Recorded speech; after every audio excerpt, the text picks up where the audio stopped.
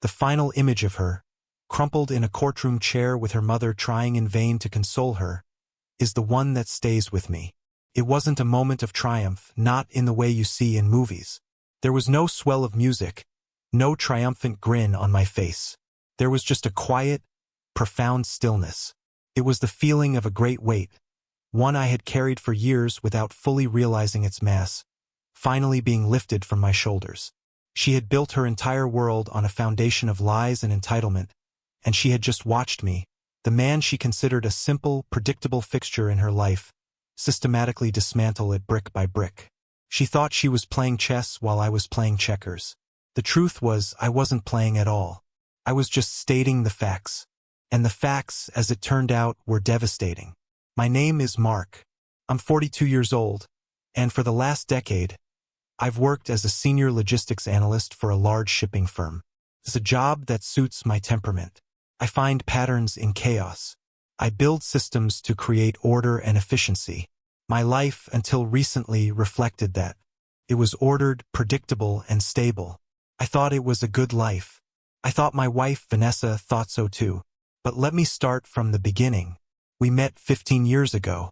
I was finishing up my master's degree, and she was working as a receptionist at a high-end salon. She was vibrant, full of life and laughter in a way that seemed to fill all the quiet spaces in my own personality. I was steady, and she was spontaneous. Felt like a perfect balance. I was utterly devoted to her. I worked hard, not just at my job, but at our life. I handled the finances, the maintenance on the house I had bought with a small inheritance before we met, the planning for our future. I found a quiet satisfaction in providing a stable platform from which she could launch her dreams. Her dreams, however, started to change over the years. When we were first married, she talked about opening her own small boutique. I helped her draft a business plan, and we started saving for it. But then her friends started marrying men who worked in finance or law, men who drove German cars and took quarterly vacations to Europe.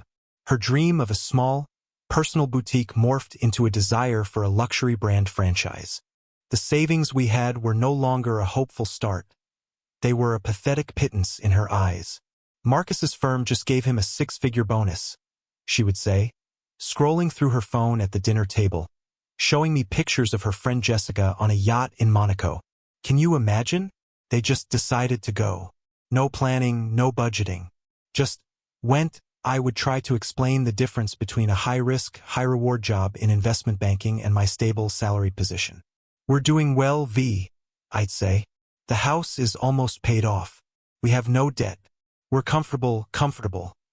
She would repeat the word as if it tasted like ash. Mark, I don't want to be comfortable. I want to be alive. A house sparrow is comfortable. An eagle is alive. Her mother, Eleanor, did little to help. Eleanor saw her daughter's marriage as a strategic alliance that had failed to yield the expected returns. She treated me with a thin, polite disdain, as if I were a piece of sensible furniture Vanessa had unfortunately acquired. During her visits, she would openly critique my choices. The car I drove was reliable but not impressive. The wine I served was pleasant but not prestigious. The neighborhood we lived in was safe but not exclusive. A man's worth is reflected in the lifestyle he provides his wife, Eleanor told Vanessa once, loud enough for me to hear from the kitchen. Your father, bless his soul, always made sure I had the best. It's a matter of respect, dear. I endured it because I loved Vanessa. I thought it was a phase, a societal pressure that would eventually fade. I kept working, kept saving, kept maintaining our quiet, orderly life, assuming that one day she would see the value in the foundation I had built for us. I was a fool. The cracks were not just showing. They were becoming chasms, and I was too busy patching the walls to notice the ground was gone beneath my feet. The first real alarm bell, the one I couldn't ignore, was a credit card statement. I handled all the bills, a task Vanessa had happily ceded to me years ago, calling it boring math stuff. I noticed a charge for a hotel, a very expensive, boutique hotel downtown called the Argent. It was for a single night, on a Wednesday when I had been away on a 2-day work conference in Chicago. The charge was for over $800. When I asked her about it, she was ready with an answer. Oh, that. Jessica's bachelorette party. We decided to do a last-minute spa night. It was fabulous, she said, not even looking up from her tablet. Her fiancé paid for it all. The darling, it was a plausible lie. Jessica was getting married. But something about her casual dismissal felt wrong. Felt rehearsed. I made a quiet phone call to Jessica's fiancé, a decent guy named Tom whom I knew from a few barbecues. Under the guise of asking about a wedding gift, I mentioned the spa night. He was confused. Jessica's bachelorette party, he told me, had been a weekend trip to Napa a month prior. There was no spa night at the Argent. That was the day the world shifted under my feet. The trust one had placed in her for 15 years evaporated in a single 5-minute phone call. The pain was sharp, a physical blow to the chest. But my mind, the analytical part of me that I relied on in my work, took over. Emotion was a compromised state. I needed data. I needed facts. I needed to know the full scope of the problem before I could design a solution. I didn't confront her. Confrontation would lead to denial, arguments, and emotional chaos. It would give her time to hide her tracks. I needed to observe the system as it was operating, not as it reacted to my interference. That evening, I went online and ordered a set of high-resolution, motion-activated security cameras. They were small, discreet, and had excellent night vision. One for the front door, one for the back, and one covering the driveway. I told Vanessa they were for security, a precaution against break-ins in the neighborhood. She barely registered it, more concerned with an online auction for a designer handbag. I installed them myself that weekend. It felt like a betrayal of my own, planting surveillance in the home we shared, but I knew with a cold certainty that the greater betrayal had already occurred. I also started paying closer attention to the finances. I opened a new credit card in my name only and began moving my direct deposit there. I reviewed years of our joint account statements. The patterns were subtle, but they were there. Cash withdrawals from ATMs near a particular downtown office building. Regular lunches at expensive restaurants I'd never been to. Purchases from high-end men's clothing stores. It was a slow, painful archaeological dig into the ruins of my marriage. The cameras provided the visual confirmation. 2 weeks after I installed them, on a Tuesday when she claimed she was having a long lunch with her mother, the driveway camera caught it all. A sleek, black convertible pulled up. A man I had never seen before stepped out. He was tall, dressed in an expensive suit, with the kind of practiced, easy confidence I knew Vanessa admired. Her car was gone, but she came out the front door, dressed not for lunch with her mother, but for a date. She kissed him, a long, lingering kiss that left no room for interpretation. They got into his car and drove away. The camera recorded the license plate perfectly. His name was Julian Croft. A quick search revealed he was a partner at a private equity firm housed in the same downtown building where she made her frequent cash withdrawals. His company profile was full of buzzwords like disruptor and visionary. His social media was a curated gallery of expensive watches, exotic travel, and celebrity golf tournaments. He was everything she had ever described wanting. He was the eagle to my house sparrow. For 3 months, I lived a double life. By day, I was the same steady, reliable husband. I made dinner, asked about her day, and listened to her complaints about our boring life. By night, I was an investigator in my own home. I documented everything. I saved video clips to a secure cloud server. I compiled spreadsheets of her spending from our joint account, cross-referencing dates with camera footage of her leaving with Julian. The evidence mounted into an irrefutable, heartbreaking mountain of deceit. The pain was a constant, low hum beneath the surface of my methodical work, but I refused to let it consume me. I had to see this through to its logical conclusion. The inciting incident, the moment that moved everything from the planning phase to execution, happened on a Friday afternoon. I came home from work early. It had been a long week, and I just wanted to retreat into the quiet of my own home. As I pulled into the driveway, I saw Julian's convertible parked in front of our house. My heart hammered against my ribs, but I forced myself to remain calm. This was not the time for an emotional outburst. This was a data point. I walked up my own front path and used my key to open my own front door. They were in the living room, a half-empty bottle of champagne on the coffee table. They sprang apart like startled teenagers. Vanessa's face was a mask of shock, which quickly curdled into anger. Julian just looked inconvenienced. "Mark, what are you doing home?" Vanessa demanded, her voice high and shrill. "I live here," I said, my voice flat. I looked at Julian. You, I believe, do not. Julian, to his credit, seemed to understand the situation was untenable. He grabbed his jacket. "I should go," he muttered, not looking at either of us. He scurried out the door like a rat. Vanessa turned her fury on me. "How dare you? How dare you embarrass me like that?" "Embarrass you?" I asked, a cold calm settling over me. The hum of pain was gone, replaced by a strange clarity. "I come home to find another man in my house, and you're worried about being embarrassed?" "He's not just another man. He's Julian," she shrieked. "He understands me. He appreciates me. Unlike you, with your spreadsheets and your sensible shoes. You're not a husband. You're an administrator." I didn't raise my voice. I didn't need to. "I think you should leave, Vanessa." "Leave? You want me to leave? This is my house," she screamed. "No," I said, the words falling like ice chips into the heated air. "This is my house.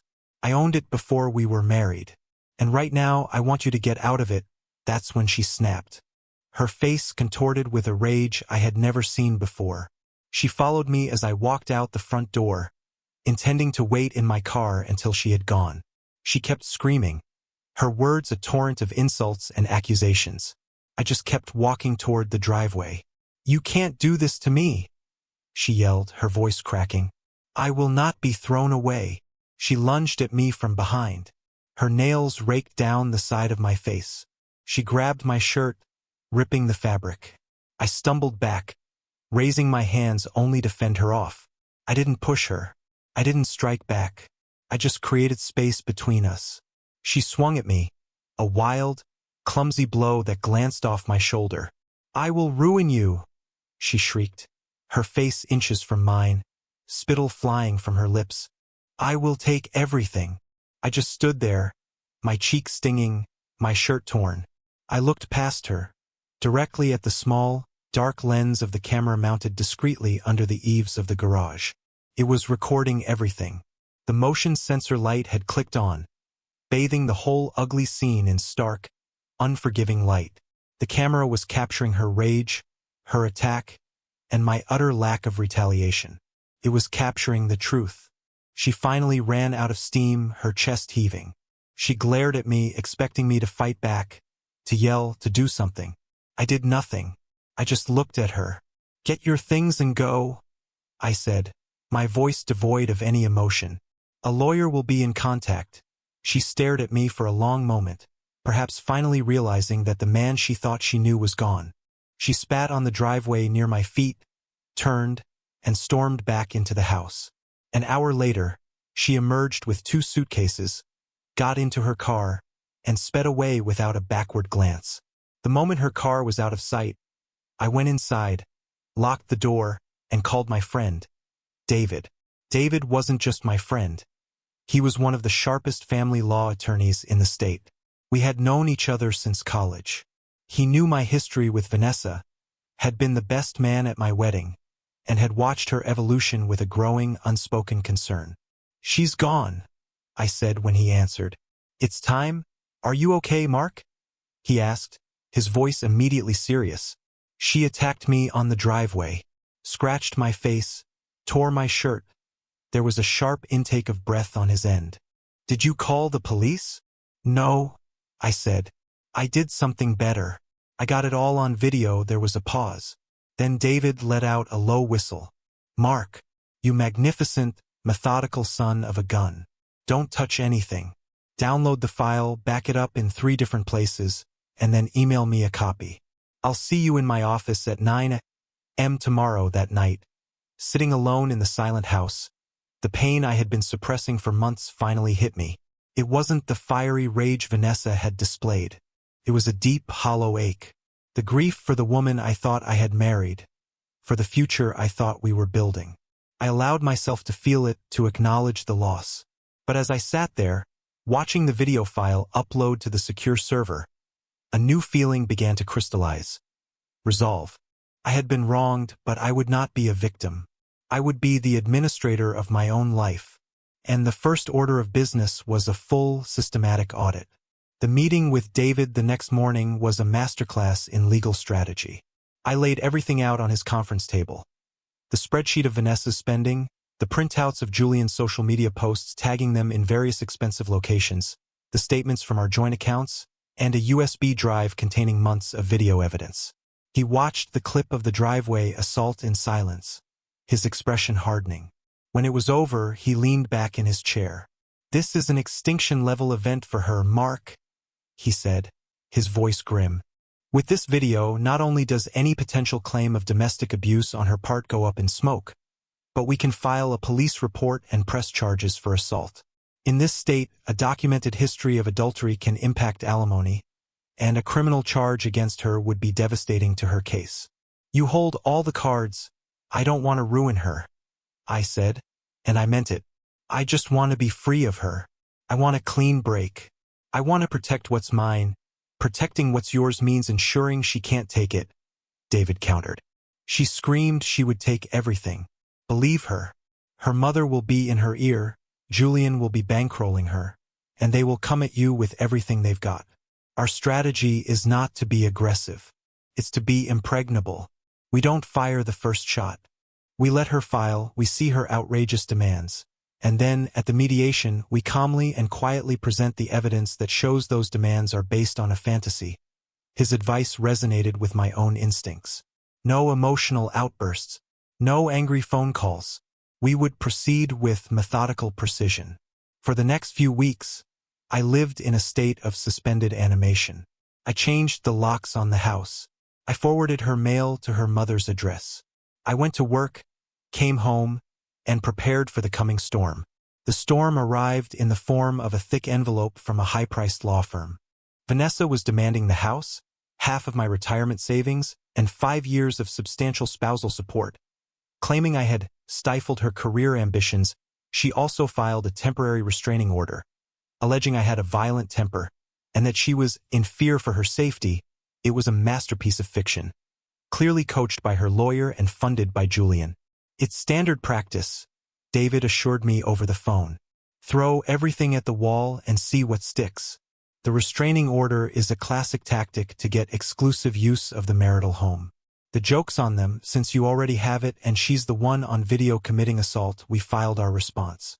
We calmly denied her allegations, stated the facts of my sole ownership of the house prior to the marriage, and attached the prenuptial agreement we had signed 15 years ago. It was a simple document I had insisted on, not because I suspected her then, but because it seemed like a logical, orderly thing to do. Contained a strict infidelity clause. Any documented proof of adultery would nullify all claims to my personal assets and future earnings. At the time, she had laughed it off, calling me silly and romantic, for even thinking it would ever be relevant. The next few months were a slow, grinding war of attrition. Her lawyer sent endless requests for financial discovery. We complied with every single one, providing a mountain of paperwork that documented my steady, unremarkable financial life. Meanwhile, Vanessa was living her new, upgraded life with Julian. Her social media was a constant stream of pictures. Tasting menus at Michelin-starred restaurants, front-row seats at fashion shows, weekend trips to the Hamptons on a private jet. She was building our case for us, creating a digital diary of her adulterous relationship and her lavish lifestyle, all while claiming she was an impoverished spouse in need of my support. Her mother, Eleanor, was her biggest cheerleader. I received a few venomous emails from her, accusing me of being a cruel, controlling monster for throwing her daughter out with nothing. I never responded. I simply forwarded them to David, who added them to our file under character evidence. The first sign of a crack in their fortress appeared about 4 months in. I got a call from Tom, the fiancé of Vanessa's friend Jessica. He sounded awkward. "Hey, Mark. Look, this is weird, but I thought you should know," he began. "Jessica was talking to Vanessa the other day, and apparently things with her new guy, Julian, are getting tense. He's been audited by the IRS. A lot of his private equity stuff is apparently a bit of a gray area. His assets are frozen. It was the external catalyst David had predicted. Julian's world was imploding. The money spigot that had been funding Vanessa's lavish lifestyle and legal fees was suddenly turned off. A week later, I received a tearful voicemail from Vanessa. It was the first time I had heard her voice in months. The rage was gone, replaced by a desperate, cloying sweetness. "Mark, baby, it's me," she began. "I've been thinking a lot, and I think we've both made terrible mistakes.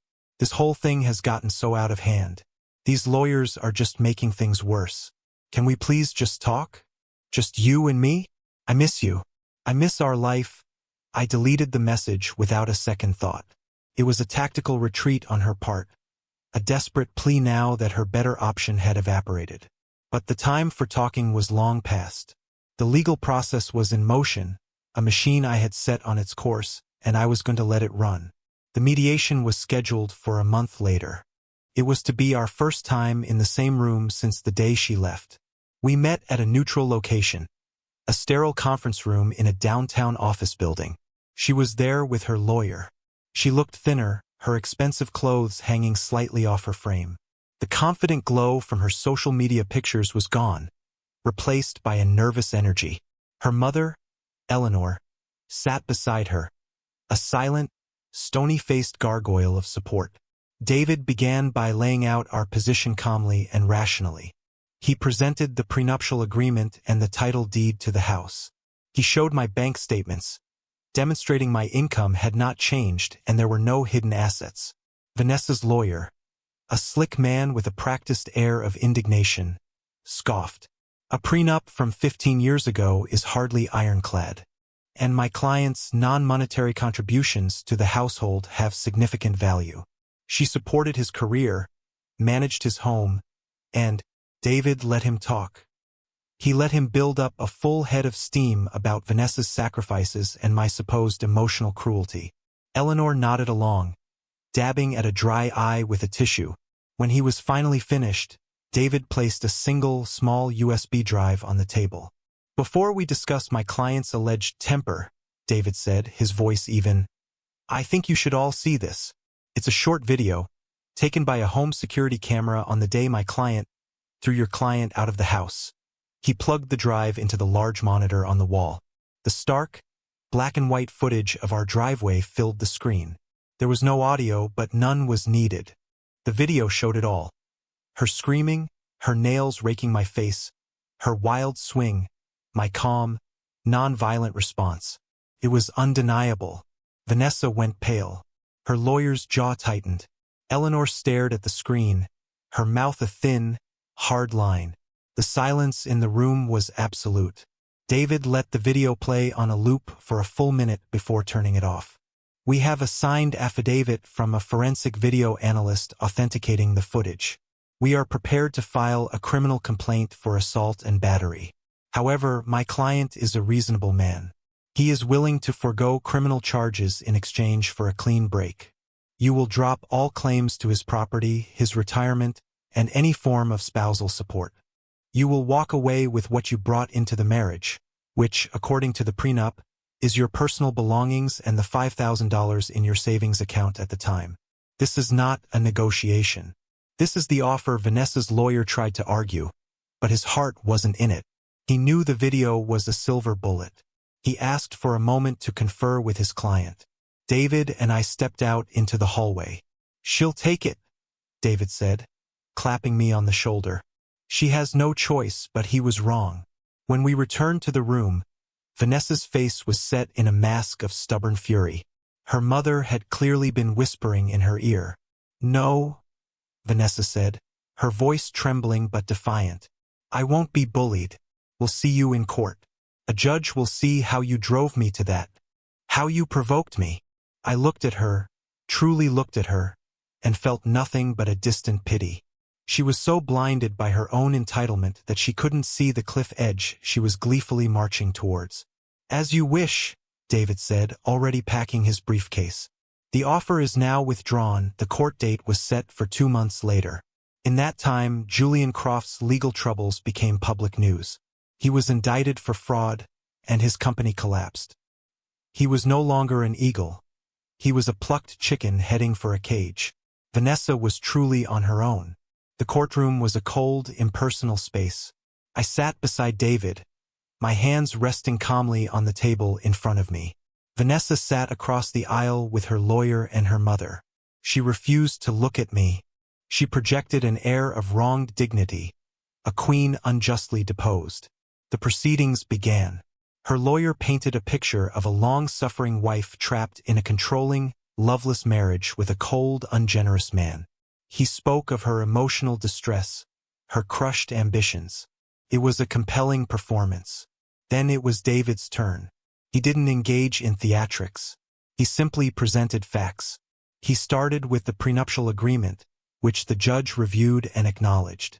He moved on to the financial statements showing a clear pattern of her spending on another man. He submitted a file of printed social media posts, a timeline of her affair with Julian Croft, complete with dates, locations, and photographic evidence. With each piece of evidence, Vanessa seemed to shrink a little more in her chair. Finally, David addressed the court. "Your Honor, the petitioner has made claims of emotional abuse and has alleged that my client possesses a violent temper. To refute this, we would like to present Exhibit D." The large screens in the courtroom flickered to life, showing the same black and white footage from the driveway. This time, the court's audio system played the sound picked up by the camera's microphone. Her shrieks of "I will ruin you" and "I will take everything" echoed through the silent courtroom. The sight of her physical assault on me, coupled with her venomous words, was damning. A collective murmur went through the public gallery. Vanessa let out a small, strangled gasp. Her mother reached for her hand, but she snatched it away. Her entire defense, her entire persona as the victim, had been obliterated in 90 seconds of high-definition video. The judge, a stern-faced woman who had seen everything, looked down at Vanessa from the bench. Her expression was one of profound disapproval. "Ms. Albright," the judge said, her voice sharp and clear, "in light of this evidence, and the clear infidelity clause in the prenuptial agreement you signed, this court finds your claims to be not only without merit, but frankly insulting to the court's intelligence. Your petition for spousal support is denied. Your claim on the petitioner's property and assets is denied. The terms of the prenuptial agreement will be enforced to the letter. This marriage is dissolved." She nodded once. The gavel struck. I kept my eyes forward. That was when Vanessa finally broke. A raw, guttural sob tore from her throat. It was not a sound of sadness, but of pure, undiluted loss. Not the loss of me or of our marriage, but the loss of a future she felt she was owed. The loss of the house, the money, the status. She had gambled everything on the belief that I was weak, and she had lost in the most public and humiliating way possible. Her mother tried to pull her up, but Vanessa slumped in her chair, her face in her hands, her body shaking with convulsive sobs. Her lawyer just stood there, looking defeated, a mercenary whose client could no longer pay the bill. I stood up. David gave me a small nod. I didn't look over at her. There was nothing left to say.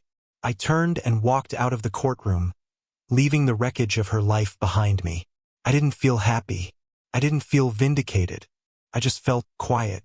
I drove home, and the silence in the car was a comfort. When I arrived, the house felt different. It was no longer a shared space filled with unspoken tensions. It was mine. The first thing I did was walk to my office and log into the security camera server. I found the folder containing all the saved clips of Vanessa and Julian. The video of the assault. All of it.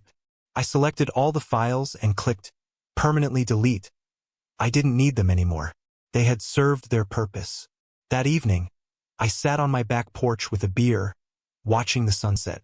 The air was cool, the neighborhood was quiet, and for the first time in years my mind was still. The complex, chaotic system of my marriage had been dismantled. The emotional debt had been paid. I had lost 15 years of my life to a woman who never truly saw me, but I had gained something far more valuable in the end. Myself. Truth, I realized, is not an emotional concept. It's a factual one. It doesn't care about feelings or perceptions. It just is. And when you build your life on a foundation of truth and integrity, no amount of lies or manipulation can tear it down. They can try, they can scream and claw and fight, but in the end, they just expose themselves. My new life would be built on that principle. It would be an orderly, logical, and peaceful existence. And it would be entirely my own.